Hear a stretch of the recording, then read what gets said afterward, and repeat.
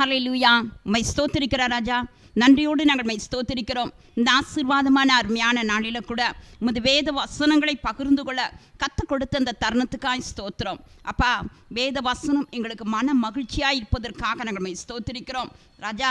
இந்த நாளிலும் கூட என்னை மறைத்து வெளிப்படுங்க. உம்முடைய வேத வசனம் விடுதலை உள்ள வார்த்தைகள். கர்த்தருடைய ஆவியானவர் எங்குண்டோ அங்கு விடுதலை உண்டு.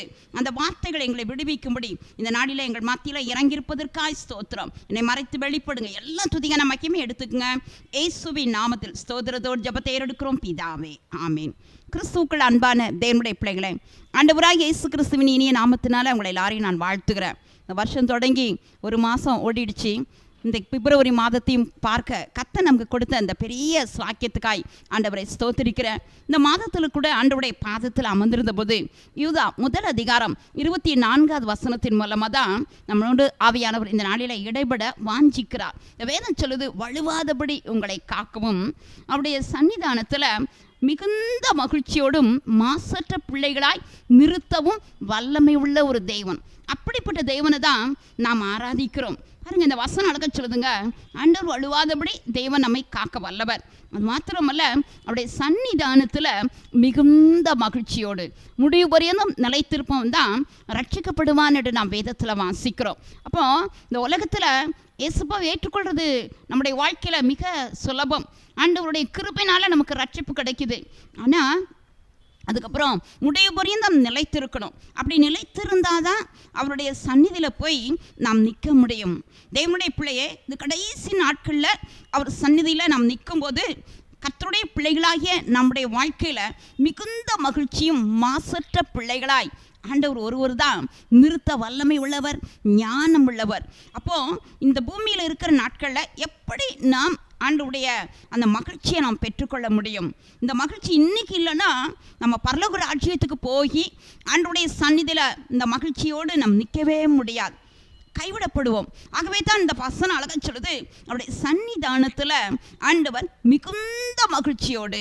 இந்த வேதத்தில் முதலாவது வாசித்து பார்ப்பீங்களானால் பிலிப்பியர் 2ஆம் அதிகாரம் 14வது வசனம் சொல்கிறது, நான் வீணாக ஓடினதும் பிரயாசப்பட்டதும் இல்லை என்ற மகிழ்ச்சி கிறிஸ்துவின் நாளில் எனக்கு உண்டாயிருப்பதற்காக ஜீவ வசனத்தை பிடித்து கொண்டு சுடர்களைப் போல பிரகாசிக்கிற நீங்கள். அப்போ நம்ம வாழ்க்கையில் இந்த வசனத்தை பிடித்துக்கிட்டோம்னா வீணா ஓட மாட்டோம், வீணா பிரயாசப்பட மாட்டோம். ஆண்டவருக்காக நான் இது பிரயாசப்பட்டேன், அதை பிரயாசப்பட்டேன்னு நம்ம சொல்கிறது பெருசல்ல. கர்த்தருக்காக வாழ்கிற அந்த ஓட்டத்தில் பிரயாசப்படுவதற்கு முக்கியமாக நமக்கு தேவை வசனம். அந்த வசனத்தை நம்ம பிடிச்சிட்டோம்னா சுடர்களைப் போல பிரகாசிக்கிற ஒரு தீபமாக நம்ம வாழ்க்கை மாறும். தொடர்ந்து அந்த 15-16 வசனங்களெல்லாம் நீங்கள் வாசித்தீங்கன்னா, நம்மை சுற்றிலும் இருக்கிற ஜனங்கள் கோணலும் மாறுபாடும் உள்ள சந்ததி. அந்த சந்ததி நடுவில் தான் நாம் எப்படி இருக்கணுமா, முறுமுறுப்பு இல்லாமல், நம்ம வாழ்க்கையில் தர்க்கம் இல்லாமல். அப்போ இப்படி இருந்தால் தான் மாசற்ற பிள்ளையாய் ஆண்டவர் நம்ம நிறுத்த முடியும். இன்றைக்கி வீட்டில் எத்தனையோ நேரங்களில் தர்க்கம் பண்ணுறோம். ஆஃபீஸ் வேலை செய்யும்போது அங்கேயும் தர்க்கம். எந்த ஒரு காரியம் கர்த்தருடைய வேலை செஞ்சால் கூட சில நேரங்களில் நம்ம தர்க்கம் பண்ணுறோம், நம்ம முறுமுறுக்கிறோம். தெய்வப்பிள்ளையை ஆண்டவர் அதை தான் பார்க்குறார். உன் ஜீவியத்தில் வசனத்தை பிடித்து அந்த சுடரை போல பிரகாசிக்கலாம். ஆனால் உன் வாழ்க்கையில் ஒருவேளை இந்த தர்க்கம் வரும்போது உனக்குள்ளே இருக்கிறதான அந்த பரிசுத்தம் அல்லது மாசு என்ற அந்த பகுதியில் வாசிக்கிறோம். மாசற்ற பிள்ளைகளாய் ஆண்டவர் நிறுத்தணும்னா நம்ம இந்த வாழ்க்கையில் தர்க்கம் இருக்கக்கூடாது, முறுமுறுப்பு இருக்கக்கூடாது. அப்போ ஆவிக்குரிய ஜீவியத்தில் வசனத்தை பிடித்து கொண்டு சுடர்களைப் போல பிரகாசிக்கிற நீங்கள் என்று நாம் வேதத்தில் வாசிக்கிறோம். அருமையான எரேமியா தீர்க்கதரிசி சொல்கிறார், இந்த வசனத்தை கிடைத்த உடனே நான் உட்கொண்டேன், அது எனக்கு சந்தோஷமும் என் இருதயத்துக்கு மகிழ்ச்சியுமாய் இருக்கிறது என்று சொல்லி. அப்போ ஏசப்பாவுடைய வசனம் தான் இருதயம் உள்ள ஒரு மகிழ்ச்சியை கொண்டு வரும். இன்றைக்கி எத்தனையோ பேர் வசனங்களை தியானிப்பது கிடையாது. நமக்கு வசனம் கையில் இருக்குது, ஆனால் இந்த வசனத்தை தியானித்தாதான் இருதயம் முழுவதும் ஒரு அக்கினியாய் மாறும். நம்ம நாவினால் விண்ணப்பம் பண்ண முடியும். ஏன் நம்ம ஜப ஜீவியத்தில் தொய்ந்து போகிறோம்? ஏன் நம்ம வாழ்க்கையில் ஒரு ஆவிக்குரிய ஜீவியத்தில் அனலில்லாத ஒரு வாழ்க்கை வாழ்கிறோம்னா இந்த வசனத்தை தியானிப்பது கிடையாது. அருமையான தாவீது சங்கீதம் 119ஆம் அதிகாரம் 92 சொல்கிறாரு, இந்த வேத வசனம் மாத்திரம் எனக்கு இல்லைன்னா நான் என்னைக்கோ துக்கத்தில் அமிழ்ந்து போயிருக்குவேன். அப்போ வேதம் என் மன மகிழ்ச்சி என்று சொல்லுகிறார். அப்போ வேத வசனம் சங்கீதம் 119 அதிகாரம் 70வது வசனம், 77வது வசனம், 47வது வசனம், அந்த வசனங்கள் எல்லாம் நீங்க படிச்சு பாருங்க, ரொம்ப அழகா போட்டுருக்குதுங்க. 143வது வசனம் 119 அதிகாரத்துல இப்படி வேதம் என் மனமகிழ்ச்சி. ஆண்டவருடைய வசனம் நமக்கு மனமகிழ்ச்சியா உண்மையாவே அப்பா நீங்க எனக்கு கொடுத்திருக்கிற இந்த வேதம் நான் சந்தோஷமா வாசிக்கிறேன்னு சொல்லி வாசிக்கிறோமா? பவுல் சொல்லிய வேத வசனங்களை கவனிக்கும்படி ஆண்டவர் லீதியாளுடைய உள்ளத்தை திறந்தாராம். அப்ப இந்த வேத வசனங்களை நம்ம வாசிக்கணும். நிறைய ஆவிக்குரிய செய்திகளை கேட்கும் போதுதான் நம்முடைய இருதயம் திறக்கப்படும். தேவ பிள்ளையை கத்தர் நம்முடைய கைகளில் வேத வசனங்களை கத்தர் கொடுத்திருக்கிறார். வசனத்தை நம்ம படிக்கிறோமா, அதை தியானம் பண்ணுகிறோமா? இந்த வேத வசனம் அழக சொல்லுது கர்த்தருடைய பிள்ளையை, அது நம்முடைய பாதத்துக்கு அது தீபமா இருக்குதா. நம்ம நடக்க வேண்டிய வழியை கத்த நமக்கு காண்பிப்பதற்கு இந்த வேதம் ஒண்ணுதான். அப்ப ஆவிக்குரிய ஜீவியத்துல நம்ம மனமகிழ்ச்சியா தேவ சமூகத்துல போய் நிக்கணும்னா முதல் காரியம் வசனத்தை பிடித்து கொண்டு சுடர்களை போல பிரகாசிக்கிற நீங்கள் கிறிஸ்துவின் நாளில் மெயினா நம்ம பார்க்க போறது இந்த நாட்கள்ல கர்த்தருடைய சந்நிதியில அவர் சமூகத்துல போய் நம்ம நிற்கும் போது எப்படி இருக்கணும்? நம்ம மாசற்ற பிள்ளையா இருக்கணும், மிகுந்த மகிழ்ச்சியோடு. இந்த வேதத்தை நீங்க வாசித்தீங்கன்னா அழக சொல்லுது பிலிப்பியர் 1 அதிகாரம் 11வது வசனம், கிறிஸ்துவின் நாளில துப்புரவானவர்களாக இடரலற்றவர்களாக. யோசித்து பாருங்க. அப்போ ஆண்டவருடைய வருகையின் நாட்கள்ல நம்ம போய் நிற்கும் போது ஏதோ கொஞ்சம் அப்படியெல்லாம் இல்லைங்க, நம்ம துப்புரவானவர்களாக மற்றவங்களுக்கு இடரில்லாத ஒரு ஜீவியம் செய்வதற்கு நம்ம வாழ்க்கையை இப்பவுமே அர்ப்பணிக்கணும். ஒவ்வொரு நாள் இந்த வேத வசனங்களை ஆராய்ந்து பார்த்தப்பா எனக்கு அந்த கிருபை எனக்கு தாங்கன்னு நீங்க சொன்னா மாத்திரமே ஆண்டவர் நம்மளை சுத்திகரிக்க முடியும். வசனத்தை நீங்க ஒவ்வொரு நாளும் கேட்க கேட்க வாசிக்க வாசிக்க அழக சொல்லுது யோவான் 17:17 இப்பொழுது நீங்கள் சுத்தமானீர்கள். இந்த வேத வசனம் நம்ம பரிசுத்தப்படுத்துவது அது ஒண்ணுதான். வேதத்துல யோவான் 15ஆம் அதிகாரம் 3 வாசிக்கிறோம். ஆண்டவருடைய வசனம் கேட்க கேட்க நம்ம வாழ்க்கையில சுத்திகரிப்பு உண்டாகிறத நம்ம பார்க்கிறோம். தேவஜனமே, இன்றைக்கு உன் ஜீவியம் பரிசுத்தமாய் வாழும்படி, இடரலற்ற ஒரு வாழ்க்கை வாழும்படி ஆண்டவர் பாதத்தில் அவனை அர்ப்பணிப்பாயா? அது மாத்திரமல்ல, அவருடைய வருகை நாட்களில நம்மளை யாருமே குற்றம் சுமத்தக்கூடாது. வேதத்துல 1 கொரிந்தியர் 1 அதிகாரம் 7-8 வசனங்களை வாசித்து பாருங்க. யாதொரு வரத்திலும் குறைவில்லாதவர்களாக ஆண்டவர் அவருடைய வருகைக்கு ஆயத்த படுத்துகிற நம்ம எல்லா வரங்களினாலும் ஆண்டவர் நம்ம இடைகட்டுகிறார். நமக்குள்ள வரங்கள் செயல்படுதா? வேதத்துல வாசிக்கிறோம். மார்க் 16ஆம் அதிகாரம் 16, 17, 18 வசனங்கள் எல்லாம் வாசித்தீங்கன்னா என்னைக்கு நீங்க ரட்சிக்கப்பட்டு ஞானஸ்நானத்தை எடுத்துக்கொள்றீங்களோ அப்ப 5 விதமான வரங்கள் கொடுக்கப்படுது. ஆனா அந்த வரங்கள் எல்லாம் இன்னைக்கு ஆவிக்குரிய மக்கள் மத்தியில எத்தனையோ பேர் ஞானஸ்நானம் எடுத்திருக்கிறீங்க, ரட்சிக்கப்பட்டிருக்கிறீங்க, அவருடைய ராஜ்யத்துக்குரியவர்களா மாறிட்டீங்க. வரம் இருந்தாலும் அனல் மூட்டி எழுப்பாம உங்களுக்குள்ள இருக்கிற தாளந்துகளை புதைச்சி வச்சிருக்கிறீங்க. இன்றைக்கு நீங்க மனம் திரும்புங்க. கடைசி நாளில ஒருவேளை தேவப்பிள்ளையை ஒரு தாளந்த புதைத்து வைத்தவனை போல நீங்களும் கூட கர்த்தருடைய சமூகத்துல கணக்கு புவிக்க வேண்டும். ஆண்டவர் அந்த ஒரு தாளந்த புதைத்து வைத்தவனை கடைசியில் அழுகையும் பற்கடிப்பும் உள்ள ஒரு இடத்துல தான் கொண்டு போய் போடுகிறார். தேவப்பிள்ளை இருள் சூழ்ந்த இடத்துல. அப்ப தேவப்பிள்ளைகளாகிய நாம இன்னைக்கு ஆண்டவருடைய வசனத்துக்கு நடுங்கோம். ஆனால் கர்த்தர் பாப்பாருங்க. இன்னைக்கு ஆண்டவருடைய கையில ஒப்பு கொடுங்க. கர்த்தர் நம்மளை மிகுந்த மகிழ்ச்சியோடு அவர் நிறுத்த வல்லமை உள்ள தெய்வமான் நின்று கொண்டிருக்கிறார். இரண்டாவதாக இங்க வேதத்தை வாசித்து பார்ப்பில், ஆனால் வேதம் அழகா சொல்லுதுங்க. 1 தெசலோனிக்கேயர் 2ஆம் அதிகாரத்தினுடைய கடைசி 2 வசனத்தை நீங்க வாசித்து பார்ப்பில், ஆனால் கர்த்தருடைய சந்நிதியில நாம் நிற்கும் போது நீங்கள் அல்லவா எனக்கு கிரீடம், நீங்கள் அல்லவா எனக்கு மகிழ்ச்சி என்று அருமையான பவுல் சொல்றதை நாம் வேதத்துல வாசிக்கிறோம். அப்ப ஆத்துமாக்களை ஆதாயம் பண்ணுகிற ஒரு பணிதான் மிகுந்த மகிழ்ச்சிங்க. இன்னைக்கு ஆண்டவருடைய பாதத்துல வருகிறோம். நம்ம வெறுங்கையோடு போய் ஆண்டவருடைய சமூகத்தில் நிற்க முடியாது. அநேக ஆத்துமாக்களை ஆதாயம் பண்ணும் பொழுது ஆகாய மண்டலத்தில் இருக்கிற ஒளியை போல அநேகரை நீதிக்குட்படுத்துகிற கர்த்தருடைய பிள்ளைகள் எப்படி இருப்பாங்களா? நட்சத்திரங்களை போல பிரகாசிப்பாங்களாம். அப்போ இயேசுப்பா பிள்ளைகள் வாழ்க்கையில ஒரு வெளிச்சத்தை தான் கர்த்தர் வைத்திருக்கிறார். ஆனா நாம அநேகருக்கு வெளிச்சம் கொடுக்கிறவளா இருக்கிறோமா? எத்தனை ஆத்துமாக்கள் இந்த நாள்ல பின்மாற்றத்தில் இருக்கிறாங்க. கொஞ்சம் யோசித்து பாருங்க. ஒரு பாவியை நீங்க மனம் திரும்பும்படி ஆண்டவருடைய பாதத்துல நீங்க கொண்டு வருவீர்கள். ஆனால் யாக்கோபு 5ஆம் அதிகாரம் கடைசி 2 வசனம், அவனை கர்த்தருடைய பிள்ளைகளாகிய நீங்க உங்களுக்கு கொடுத்த ஒரு கிருபை என்ன தெரியுமாங்க? அவனுடைய திரளான பாவங்களை மூடுகிறது மட்டுமல்ல, ஆண்டவருடைய பிள்ளைய மரணத்தினின்று அவனை திருப்புவதற்கு கர்த்தர் உங்க கையில ஒரு பெரிய பாக்கியம் கர்த்தர் கொடுத்திருக்கிறாராம். கெட்ட குமாரன் வீட்டுக்கு வந்தோடனே அவ்வளோ சந்தோஷம். மூத்த மகனை பார்த்து சொல்றார், அவன் மரித்தான் திரும்ப உயிர்ப்பிக்கப்பட்டான் என்று. ஆனா இந்த மூத்த குமாரனால அதை அங்கீகரிக்கவே முடியல. அவன் அதை ஏற்றுக்கொள்ளல. அப்பாவோடு கூட அவனும் சந்தோஷமா மகிழ முடியல.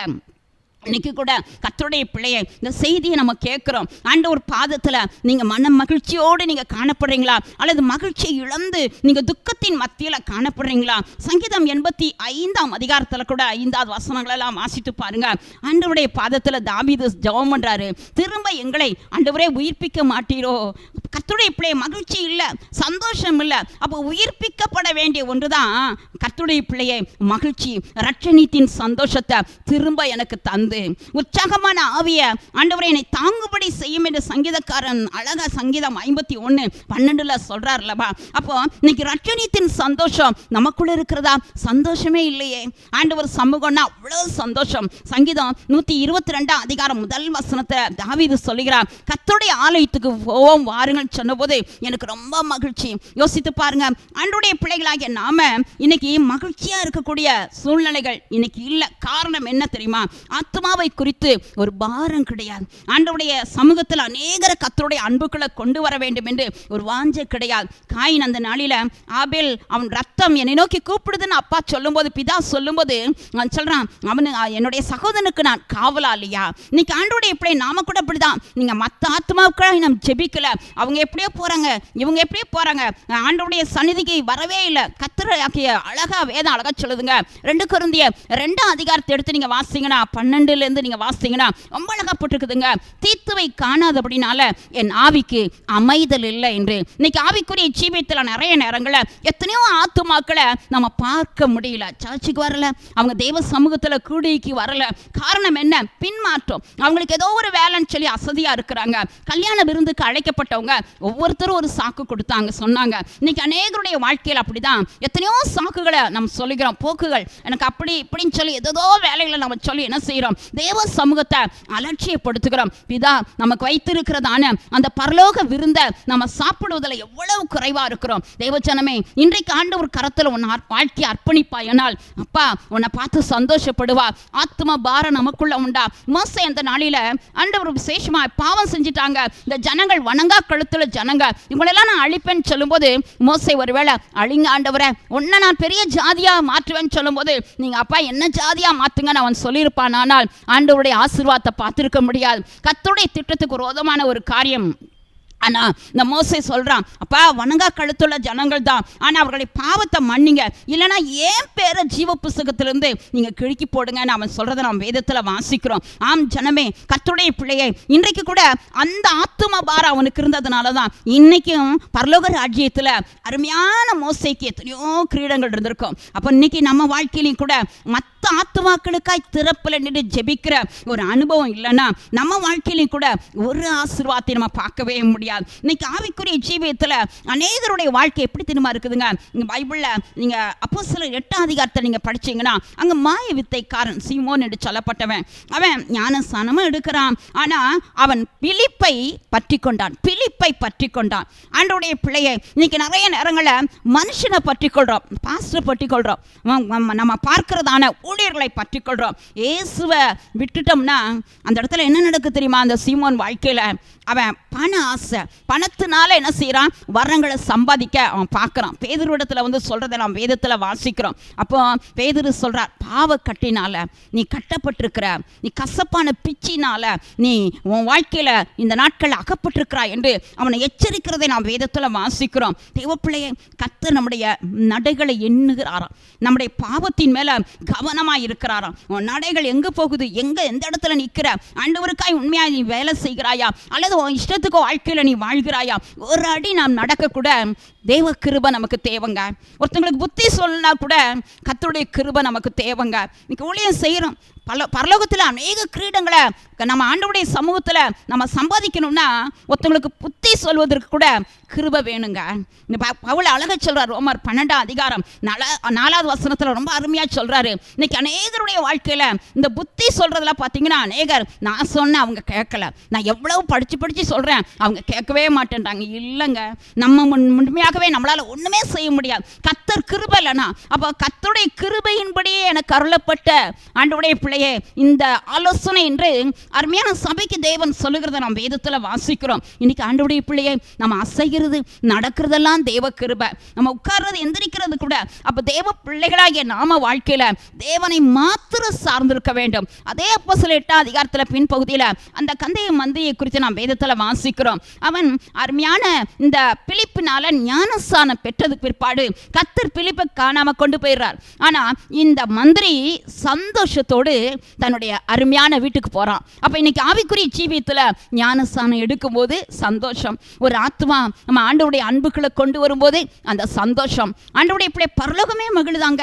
ஒரு ஆத்மாவை கர்த்தருடைய அன்புக்குள்ள நம்ம கொண்டு வந்தோம்னா பரலோகத்துல ஒரு மகிழ்ச்சி. பின்மாற்றத்தில் இருக்கிறீங்களா? இன்னைக்கு அப்பா கையில உங்களை அர்ப்பணிப்பில், ஆனால் ஆண்டவர் விசேஷமா உங்க ஆவிக்குரிய ஜீவியத்துல மிகுந்த மகிழ்ச்சியை தேவன் கொடுக்க வல்லவர். என் பிள்ளைகள் சத்தியத்தில் நடக்கிறாங்கன்றத விட வேறு எனக்கு மகிழ்ச்சி ஒன்றுமே இல்லைன்னு சொல்லிட்டு அருமையான 2 யோவான் 1 அதிகாரம் 4 வேதத்துல வாசிக்கிறோம். தேவஜனமே, நமக்கு இன்னைக்கு எது மகிழ்ச்சியா இருக்குது? சத்தியத்துக்குள்ள நடந்தோம்னா நம்ம நடத்துகிறதான தேவ ஊழியர்களுக்கும் அது மகிழ்ச்சி, கர்த்தருக்கு அது சந்தோஷங்க. ஆனா அது சத்தியத்தை விட்டு நம்ம இஷ்டத்துக்கு விடுவோமானால் கர்த்தர் பார்ப்பாருங்க. இன்னைக்கு ஆண்டவர் கைங்களை நம்ம ஒப்பு கொடுப்போமா? நம்முடைய பாவம் மன்னிக்கப்பட்டிருக்கிறதா, அல்லது ஒருவேளை நம்ம பாவத்தை ஆண்டவர் பத்திரப்படுத்தி வைத்திருக்கிறாரா தேவ பிள்ளையே, அல்லது நம்ம பாவம் ஒருவேளை கர்த்தருடைய சந்நிதியில இன்னைக்கு குலைக்கப்படாதபடி அது தேவ சமூகத்தில் வந்து எட்டி இருக்கிறதா? இன்னைக்கு ஆண்டவருடைய ரத்தத்தினால கழுவப்படும்படி கர்த்தர் இந்த தருணத்தை கொடுத்திருக்கிறார். எத்தனை ஆத்துமாக்கள் இந்த பூமியில மரித்து போயிட்டு இருக்கிறாங்க சத்தியத்தை அறியாதபடி. எத்தனை பேர் தேவ பிள்ளை அக்கிரமத்திலும் பாவத்திலும் எத்தனையோ பேர் மரித்து காணப்படுறாங்க.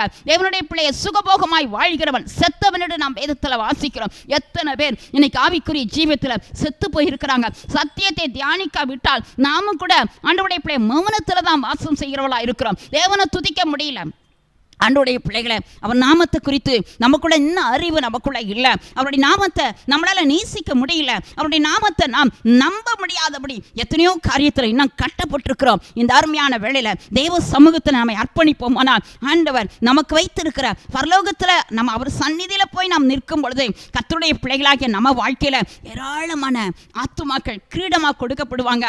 அவங்கள கடைசி வரையிலும் அருமையான இயேசு கிறிஸ்து சொல்றார், கேட்டின் மகன் கெட்டு போனான் அன்றி ஒருங்களில் ஒருவனை கூட நான் இழக்கல. அப்ப இயேசுப்பா நமக்கு இந்த ஊழியத்தில் எத்தனையோ ஆத்துமாக்களை கத்தர் கொடுத்திருக்கிறார். எல்லாரும் ரட்சிக்கப்பட்டிருக்கலாம். ஆனாலும் ரட்சிக்கப்பட்டவங்க முடிவு பரியந்தம் நடத்தும்படி ஆண்டவர் நமக்கு கொடுத்திருக்கிற இந்த கிருபையை ஆண்டவருடைய கையில நாம் இந்த நாட்களை எடுப்போமானால் அந்த கிருபையின் மூலமா ஆண்டவர் அநேக ஆத்துமாக்களை பரலோகத்துல தேவ சந்நிதியில் நிற்கும் போது மிகுந்த மகிழ்ச்சியோடு நிறுத்த அவர் வல்லவராய் காணப்படுகிறார். 3ஆவதாய் வேதத்தை எடுத்து நீங்க வாசித்து பார்ப்பீர்களானால் பிலமோன் புஸ்தகம் 1 அதிகாரம் 7வது வசனத்துல வாசிக்கிறோம். அங்கு பரிசுத்தவான்களுடைய உள்ளங்களை அவர் இளைப்பாற பண்ணினாராம். யோசித்து பாருங்க. இன்னைக்கு அதனால அருமையான பவுல் சொல்றாரு, அந்த உம்முடைய அன்புனால மிகுந்த ஆறுதலும் சந்தோஷமும். யோசித்து பாருங்க, மிகுந்த சந்தோஷம் ஆறுதல் எதனால? பரிசுத்தவான்களுடைய நீர் அநேகருடைய பரிசுத்தவான்களுடைய இருதயத்தை இளைப்பாற பண்ணினபடினால. அப்ப நம்ம ஆவிக்குரிய ஜீவியத்துல எத்தனை பரிசுத்தவான்கள் உள்ளங்கள் நம்மால இளைப்பாற பண்ணப்பட்டாங்க. சூனேமியால் என்று சொல்லப்பட்ட ஒரு பெண்ணை குறித்து நாம் வேதத்தில் வாசிக்கிறோம். 2 ராஜாக்கள் 4ஆம் அதிகாரத்தில். அப்போ எலிசா தீர்க்கதரிசியின் காலத்தில் ஒவ்வொரு முறையும் அங்கு வந்து போகும்போதெல்லாம் அந்த தீர்க்கதரிசி வந்து அந்த எலிசா தீர்க்கதரிசி அருமையான அந்த வீட்டில் வந்து இளைப்பாறுவாராம். அவங்களுக்கு அந்த தீர்க்கதரிசி இளைப்பாற ஒரு கட்டில், ஒரு அருமையான மேஜை, ஒரு குத்துவிளக்கு, ஒரு நாற்காலி அவங்க போட்டு வைத்து இளைப்பாற பண்ணினதை நம்ம வேதத்தில் வாசிக்கிறோம். அப்போ இன்னைக்கு ஊழியர்கள் நம்ம மூலமா இளைப்பாற ஒரு அனுபவம் நமக்குள்ள இருக்கிறதா? அல்லது ஊழியர்களுக்கு விரோதமாக நம்ம பேசி ஒரு ஊழியர் வராருன்னா அந்த வீட்டுக்கு வந்தா ஒரே நம்ம என்ன செய்யறோம்? சில நேரங்களில் வாக்குவாதம் பண்றோம். நம்ம பிரச்சனைகளை தான் நம்ம சொல்லுகிறோம். நம்முடைய வாழ்க்கையில ஒருவருக்கு விரோதமாய் ஒருவர் முறையிடாதீங்கன்னு பைபிளை வாசிக்கிறோம். முறையிட்டு தான் நம்ம பேசுகிறோம். நிறைய பிளஸிங் நம்ம வாழ்க்கையில தடை பண்றதுக்கு நம்ம வாழ்க்கையில கர்த்தருடைய பிள்ளையை நம்ம வாழ்க்கையில காணப்படுகிற நம்முடைய நாவு தான். நம்முடைய நாவுனால நிறைய ஆசீர்வாதங்களை இழந்து போறோம். இந்த அருமையான வேளையில கர்த்தருடைய பிள்ளையை உனக்கு கர்த்தர் கொடுத்திருக்கிறதான இந்த தருணத்தில் எத்தனை பரிசுத்தவான்கள் உன் மூலமா இளைப்பாற பண்ணக்கூடிய அந்த அனுபவம் உன் வாழ்க்கையில் இருக்கிறது. அப்படி இளைப்பாற பண்ணினா மிகுந்த சந்தோஷமும் ஆறுதலும் என்று நாம் வேதத்தில் வாசிக்கிறோம். அப்ப அந்த ஆறுதலை நீ ஒருவேளை இந்த நாள் வரையில் நீ பெற்றிருக்கிறாயா அல்லது அதை இழந்து போயிருக்கிறாயா? ஊழியம் செய்கிற நாமும் கூட இன்னைக்கு எத்தனை ஆவிக்குரிய பிள்ளைகள் மூலமா நம்முடைய உள்ளம் இளைப்பாறி இருக்கிறது. கர்த்தர் எல்லாவற்றையும் பரலோகத்துல கணக்கு வைத்திருக்கிறார் என்பதை மறந்துடாதீங்க. பரிசுத்தவான்களுக்கு செய்த உதவியை அவர் மறந்து போக அநீதி உள்ள தேவன் அல்ல. இன்னைக்கு எத்தனையோ பேருடைய வாழ்க்கையில கர்த்தர் அருமையான நேசிக்கிற பரிசுத்தவான்களுடைய வாழ்க்கையை குற்றப்படுத்திடுறோம். அன்றைய பிள்ளை நியாயம் தீர்க்கப்படாதபடி வேதம் சொல்லுது, கோபாக்கினி நாளில உனக்காய் கோபாக்கினியை குவித்து வைத்திருக்கிறாய் என்று. அப்போ இன்றைக்கு ஆண்டவருடைய பாதத்தில் நம்ம அர்ப்பணிக்க போகிறோம். அப்பா ஏன் இல்லம்மா அநேக பரிசுத்தவான்கள் இளைப்பாற பண்ண எனக்கு அந்த கிருபை தாங்கப்பா, அதனால உண்டாகிற ஒரு மகிழ்ச்சியை நானும் பெற்றுக்கொள்ளணும். பிலமோன் 1:7 சொல்லப்பட்ட அந்த கிருபை என் மேலே வந்து இறங்கட்டும் நீ கேட்பாயனால் ஆண்டவர் அப்படிப்பட்ட ஒரு பெரிய சந்தோஷத்தை உனக்கு கொடுக்க வல்லவராய் இருக்கிறார். நாலாவதாய் பைபிள் எடுத்து நீங்க வாசி பார்த்தீங்கன்னா வேதம் சொல்லுதுங்க, தேவனுடைய ராஜ்யம் புசிப்பும் குடிப்பும் அல்ல, அது பரிசுத்த ஆவினால் உண்டாகிற ஒரு பெரிய மகிழ்ச்சி என்று சொல்லி வேதத்தில் ரோமர் 14:17 வாசிக்கிறோம். ரோமர் 15:13 கூட எடுத்து நீங்க வாசிங்கன்னா பரிசுத்த ஆவியின் பலத்தினால நம்பிக்கை பெருகும்படி நம்பிக்கையின் தேவன் விசுவாசத்தினால் உண்டாகும் எல்லாவித சந்தோஷத்தினாலும் சமாதானத்தினாலும் நம்மை நிரப்புவாராக என்று சொல்லி அப்போ இந்த பகுதியில் வாசிக்கிறோம். பரிசுத்த ஆவியானுடைய சந்தோஷம் இன்னைக்கு ஆவிக்குரிய சபைகளில் இன்னைக்கு ஆவியில் நிறைந்து ஜெபிக்கிற அனுபவம்லாம் ரொம்ப குறைஞ்சி போச்சுங்க. நம்ம பரிசுத்த ஆவியானவருடைய அந்த அபிஷேகத்தில் நிறைந்து தனிப்பட்ட வாழ்க்கையில் எவ்வளோ நேரம் நம்ம ஜெபிக்கிறோம் கொஞ்சம் யோசித்து பாருங்க. அந்த நாளில் பவுல் சொல்றாரு, உங்களை எல்லாரையும் விட அநேக பாஷைகளை நான் பேசினேன் என்று. ஆனால் இன்னைக்கு யோசித்து பாருங்க, ஆவிக்குரிய ஜீவியத்தில் அந்நிய பாஷை எவ்வளோ நேரம் பேசுகிறோம் யோசிங்க. ஏன்னா பைபிள் வசனம் சொல்லுதுங்க, ரோமர் 8:26 வாக்கு கடங்காத பெருமச்சோடு கூட ஆவியானவர் தாமே உங்களிலிருந்து வேண்டுதல் செய்வார் பெருமூச்சோடு. இன்னைக்கு அப்படிப்பட்ட பெருமூச்சோடு ஆண்டவருடைய பாதத்தில் அந்நிய பாஷை பேசி ஜெபிக்கிற இன்னைக்கு ஆத்துமாக்கள் ரொம்ப குறைஞ்சு போயிட்டாங்க. எல்லாம் மாம்சத்துக்குரியவர்களாக தான் காணப்படுறோம். அநேகருடைய வாழ்க்கையில ஆவியானுடைய அந்த கைடன்ஸ் ரொம்ப குறைஞ்சு போச்சு. இன்னைக்கு அப்பாட்ட கேளுங்க, ஆண்டவரே பரிசுத்த ஆவியினால் உண்டாகிற அந்த சந்தோஷம் அப்பா, அந்த கத்தாவே சமாதானம் என் உள்ளத்தை வந்து மூடட்டும்பா, ஆவியானவர் கொடுக்கிறதான அந்த மகிழ்ச்சியை எனக்கு நீங்க தாங்க நீங்க சொல்லுவாயானால் தேவப்பிள்ளையே உனக்கு அப்படிப்பட்ட சந்தோஷத்தை இயேசு உனக்கு கொடுக்க அவர் வல்லவராயிருக்கிறார். கடைசியாய் ஒன்றை சொல்லி நான் முடிக்கிறேன். 1 பேதுரு 4:13 எடுத்து நீங்க வாசிங்கன்னா, கிறிஸ்து வெளிப்படும் பொழுது நீங்கள் அவருடைய பாடுகளுக்கு பங்காளிகள் ஆனபடினால களிகூர்ந்து மகிழுங்கன்னு சொல்லி நாம் வேதத்தில் வாசிக்கிறோம். அவர் வெளிப்படுற நேரத்தில் அவருடைய பாடுகள் யோசித்து பாருங்க. இந்த பூமியில நம்ம இருக்கிற அந்த காலத்தில் இயேசுப்பா பிள்ளைகளுடைய வாழ்க்கையில நிறைய பாடு உபத்திரப்படுவது கர்த்தருடைய பிள்ளையை கர்த்தர் நமக்கு கொடுத்திருக்கிறதான ஒரு பெரிய கிருபைங்க. அதுக்கு ஒரு கிருபை வேணும். உபத்திரப்பட்டது நல்லதுன்னு சொல்லி அருமையான கர்த்தருடைய பிள்ளையாகிய தாவீது சொல்றார். அப்போ உபத்திரவங்கள் மத்திய பாடுகள் மத்தியில கடந்து போகுது தேவனுடைய சித்தம். தேவ ராஜ்யத்துக்குள்ள நுழைனா பாடு கட்டாயம் தேவை. தேவ பிள்ளையை வேதத்தை நீங்க வாசித்து பார்ப்பீங்களானால் பவுலும் சீலாம் கட்டப்பட்டிருக்கிறாங்க. அவங்களுடைய கால்கள் கட்டப்பட்டுச்சு. அதுக்கு முன்னாடி பல அடி உத யோசித்து பாருங்க. ஆனா அதன் நடுவில் இவங்க 2 பேரும் என்ன செய்யறாங்க, அந்த ராத்திரி நேரம் அவங்க ஆண்டவரை துதிக்கிறாங்க. பைபிள் அழகா சொல்லுதுங்க. அப்போஸ்தலர் 16:23 நீங்க எடுத்து நீங்க வாசித்து பாருங்க. ரொம்ப தெளிவா சொல்லப்பட்டிருக்குது. அவங்க ஆண்டவரை மகிமைப்படுத்துறாங்க, துதிக்கிறாங்க. இவங்க கையில் இருக்கிற கட்டு மட்டும் இல்லைங்க, அந்த 2 பேர் துதி அந்த சிறைச்சாலையில் இருக்கிற அத்தனை பேருடைய கட்டுகளை அறுக்கிறதை நாம் வேதத்தில் வாசிக்கிறோம். ஆண்டவரை மகிமைப்படுத்துறாங்க. அந்த நேரம் அந்த சிறைச்சாலையில் இருக்கிறதான அந்த மனிதன் தலைவன் என்ன செய்யறான், தன்னை மாய்த்து கொள்ள பார்க்கிற எல்லாரும் போயிட்டாங்களே, அங்க இவங்க எல்லாம் ஓடிட்டாங்களே நினைச்சு.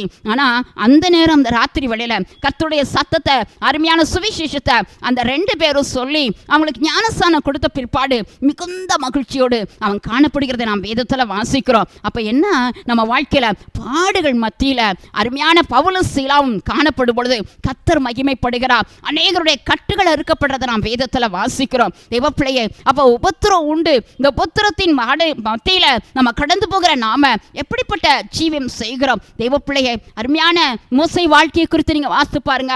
அங்க வேதத்துல வாசிக்கிறோம். எபிரேயர் 11:23 எடுத்து நீங்க வாசிங்கன்னா அங்க வேதத்துல வாசிக்கிறோம். மோசே அருமையான பார்வோனின் குமாரத்தி என்று சொல்லப்படுவதை அவன் வெறுக்கிறான். வெறுத்து தேவ ஜனங்களோடு துன்பத்தை அனுபவிப்பதா அவன் தெரிந்து கொள்றதை நாம் வேதத்துல வாசிக்கிறோம்.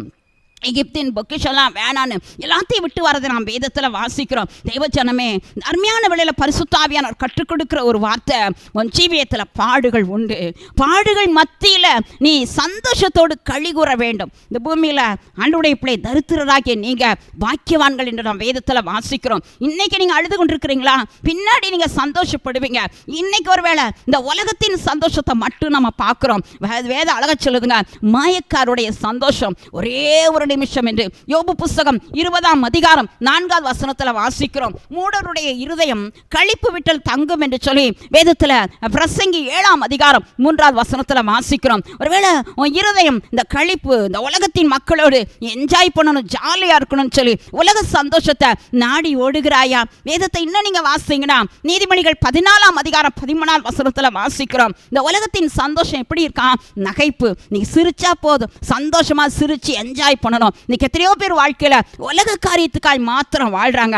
ஆனா அந்த நகைப்புல முடிவு சஞ்சலம் என்று நாம் வேதத்துல வாசிக்கிறோம். ஆண்டவர் இந்த நாளில உன்னிடத்துல சொல்லுகிற ஒரு சத்தியம், தேவப்பிள்ளைய பாடுகள் கட்டாயம் உண்டு. இந்த உலகத்துல பாடுபடும் போது கிறிஸ்துவினுடைய மகிமைக்கு நாம் பங்காளிகளாய் நாம் மாறுகிறோம் என்பதை மறந்துடாதீங்க. இந்த நாளில கர்த்தர் கையில நம்ம அர்ப்பணிக்க போறப்பா, இந்த பாடுகள் மத்தியில ஆண்டவரே எனக்கு கொடுத்திருக்கிற அந்த அபிஷேகத்தின் மத்தியில, அப்பா எனக்கு கொடுத்திருக்கிற அந்த வேத வசனங்களின் கத்தவை மத்தியில, ஆண்டவரே எனக்கு கொடுத்திருக்கிறதான பரிசுத்தவான்களுடைய உள்ளங்களை இளைப்பாற பண்ணக்கூடிய ஒரு கிருபை எனக்கு தாங்க நீ கேட்பாயானால், இயேசுவை ஆசீர்வதிக்க அவர் வல்லவராய் இருக்கிறார். கடைசி நாட்களுக்குள்ள வந்திருக்கிறோம், கடைசி மணி நேரத்துல வந்திருக்கிறோம். மோசேயினுடைய சொந்த சகோதரி தான் அவ.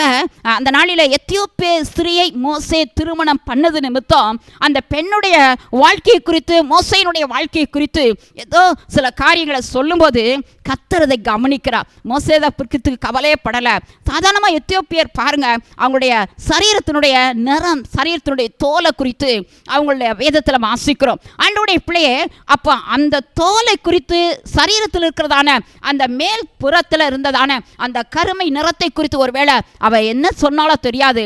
ஆனால் உடனே பாருங்க நியாய தீர்ப்பு அந்த மோசேயினுடைய சகோதரியாகிய மிரியாமினுடைய அந்த தோல்ல தான் உண்டாகுது. அவளுடைய தோல் கர்த்தருடைய பிள்ளை குஷ்டரோகமாய் மாறுது. அப்போ இன்னைக்கு நாம் எதை விதைக்கிறோமோ அதை தான் நாம் அறுப்போம் என்பதை மறந்துடாதீங்க. கடைசிக்கு நீ மணி நேரத்தில் வந்திருக்கிறோம். ஆண்டவருடைய பிள்ளைய திராட்சை தோட்டத்துக்குள்ள நாம் வேலை செய்வதற்கு கர்த்தர் நம்மை அழைக்கிறார். ஆனால் இன்னும் இருமணம் உள்ளவர்களாக குந்தி குந்தி நாம் நடப்போமானால் ஆண்டவருடைய ராஜ்யத்தில் நாம் போய் சேர முடியாது. கர்த்தருடைய பிள்ளையை இன்றைக்கு நம்ம அர்ப்பணிப்போமானால் ஆண்டவர் நம்மை ஆசீர்வதிக்க வல்லவராய் இருக்கிறார். ஆகவே அப்பா கரத்தில் நம்மை தாழ்த்த போறோம். அவருடைய சந்நிதியில இந்த நாளில நம்மை தாழ்த்தலாமா? ஆண்டவருடைய சமூகத்தில் நம்மை தாழ்த்துவோம். ஹல்லேலூயா. மை ஸ்தோத்திரிக்கிற ராஜா, நன்றியோடு நாங்கள் ஸ்தோத்திரிக்கிறோம். ஆசீர்வாதமான அருமையான தகப்பனே, இந்த நாளுக்காக நாங்கள் ஸ்தோத்திரிக்கிறோம். அப்பா தகப்பனே, இந்த நேரத்தில் கூட இந்த செய்தியை கேட்கிற ஒவ்வொரு தேவ பிள்ளைகளுக்காக நாங்கள் ஸ்தோத்திரிக்கிறோம். அப்பா உலகத்தில் அழிந்து போகிற சந்தோஷத்துக்காக அல்ல.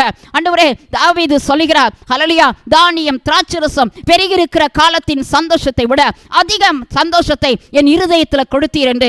ஆமாப்பா, எங்களுடைய இருதயத்தின் ஆழத்தில் இருக்கிற ஆண்டவரே சந்தோஷம் இல்லாத நிலைமை, சமாதானம் இல்லாத நிலைமை, குழப்பம், ஆண்டவரே சஞ்சலம், இவைகளை கர்த்தர் மாற்றுவீராக. சஞ்சலமும் தவிப்பும் உன்னை விட்டு அகன்று போகும். நித்திய மகிழ்ச்சி உன் தலைமையில் தங்கும் என்று சொன்னீர்களவா?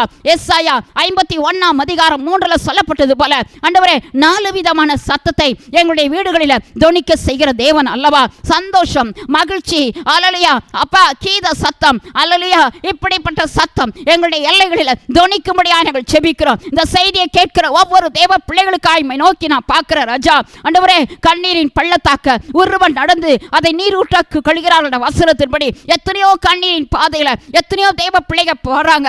ஆண்டவரே அப்படிப்பட்ட பிள்ளைகளுடைய கண்ணீரை இன்றைக்கு துடைப்பீராக. அன்னாளுடைய கண்ணீரை துடைத்தீர் அல்லவா?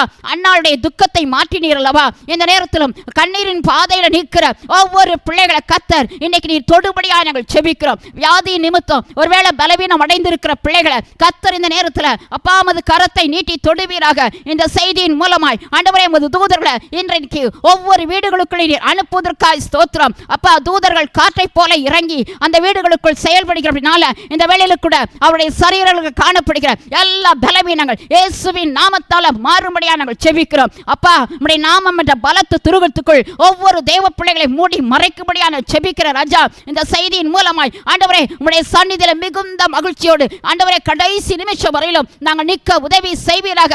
எந்தெந்த வாழ்க்கையில கர்த்தாவே சஞ்சலத்தோடு இருக்கிறார்களோ, சங்கீதம் 90ஆம் அதிகாரம் 14 நீதிமான்களை வாசிக்கிறது போல ஆண்டவரே வாழ்நாளெல்லாம் கழிகுறக்கூடிய கிருபையை இன்றைக்கு பிள்ளைகளுக்கு நீர் தருவதற்காய் ஸ்தோத்திர ராஜா. நன்றி. சிறுமைப்படுத்தப்பட்ட காலங்களுக்கு தக்க மகிழ்ச்சியான வருஷங்களை தருவேன் என்று சொன்னீர்களா? அப்படிப்பட்ட வருஷங்கள் பிள்ளைகள் வாழ்க்கையில இந்த நேரத்தில் வந்து பிள்ளைகளை மூடிக்கொள்ள போவதற்காய் ஸ்தோத்திர ராஜா. நன்றி ராஜா. ஆத்துமாக்களை ஆதாயப்படுத்துவதற்கு ஆண்டவரே ஒரு கிருபையை பிள்ளைகளுக்கு நீ தருவீராக. பரலோகத்துக்கு நாங்கள் போகும்போது வெறும் கையோடு அல்ல ஆண்டவரே, அநேக கிரீடங்களை பெற்றுக்கொள்ள நிற்க எங்களுக்கு நீர் உதவி செய்ய போவதற்காய் ஸ்தோத்திரம். எல்லா துதியான மகிமை எடுத்துக்கங்க. இயேசுவின் நாமத்தில் ஸ்தோத்திரத்தோடு ஜெபத்தை எடுக்கிறோம் பிதாவே. ஆமென், ஆமென், ஆமென்.